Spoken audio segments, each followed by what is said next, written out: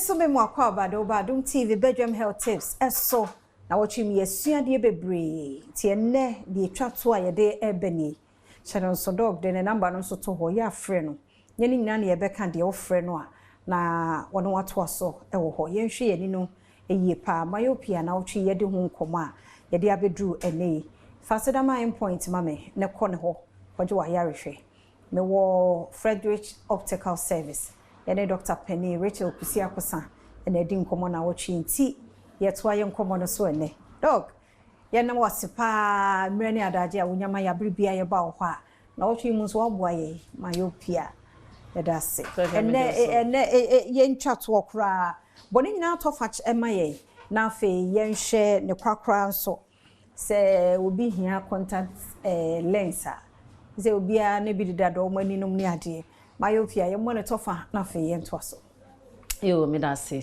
ya kana watwe mu from Monday say myopia ye short sightedness just say ade ben wa uhu nipa ben wa uhu but ade ne kwa achi a say classroom say driving say den uhu ne ye ya kana say conditioner hereditary just say yetime de wo ana say bi wo so mpona excessive near work etime de ba ahanti eno so ne ne ma etime de ba ya kana say o screen take say o mo wani no akra obeko TV ho ana say mo driver wo hu ne ye bi won pa dizziness headache ni nyina conditions a myopia etime de ba okay enti ene ye fa we mewura mu say contact lens obi ahia bi such a me da say myopia solutions no number 1 air glasses. Okay. Yes, or what air glasses. Just a mouse face na no idea. Okay. The second option is a contact lens. Oh, okay. Contact lens so no sister efia e boama obi want a prescription a high. Sabio say high sana dey bia na o take lens a. Enye fine. Okay. E bi kwa your bar. Be ma be ba on chan be wire on here. Na fe dey bia take contact take glasses in here. Some way. Okay. And the contact lens is an option na e dey man for. But contact no e depend. One, uyo bia woni nkeka wadada. Okay. Yeah, last time be about woni nkeka wa contact lens enshada mwa. Okay. Baby a wo adwuma dust and asa dryness wo ho and asa heat too much wo ho emwa.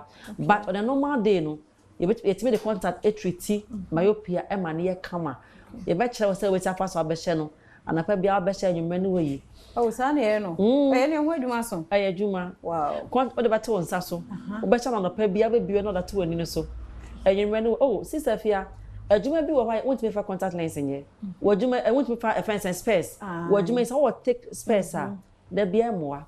It obi wo a footballer or your actress or you say on beji contact na no wa shane kama. Okay, nti say you say bi hye obi anya life akeka ho. Ebi mo so de life for the friend cosmetic. Obi wo ha ono so no o Felisa na ni color no mpe. Okay. It was sha emma ne beauty ne ba. Nti your colors various be of brown. Nti better me medicated one na obehu for life for the. Eno no de ye doctor for pa ni timekire. Oh, okay. Because ebi mo they prescribe one more the color na shim.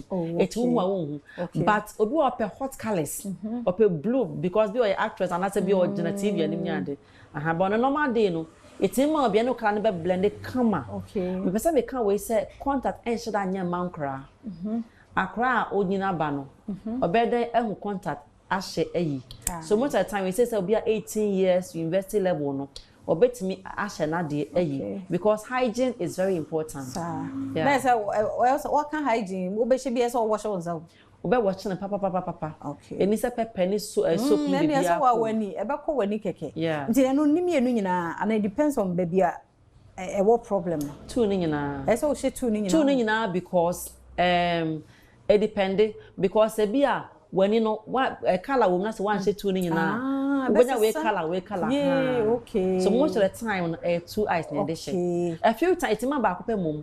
And so what ne purpose yeah. No me your number no. Na what you why ade na me sure. Na wo mo anya ho ahwe no. E na wo ma hwe wo mo fro na wo mo nkasa. My number is 0244982821. 0244982821. That's it. Dr. Rachel Kusiakosa na yete ne nka na wotwe wa kire yade bebre Mr. Kwachire ne kotie biem the number no de ma ye no frɛ no ye wo ho condition bi ye ani no frɛ no wa botre wa daje obehwe kama ma ho ato Point Homeopathic Clinic. Yen share one anke be day awie bia prostate infertility issues kohwa wudi enimu infections e ha madwen pa Point no mo 0244867068 na wotwe besim se kwane ahoden e wo ha e be se hia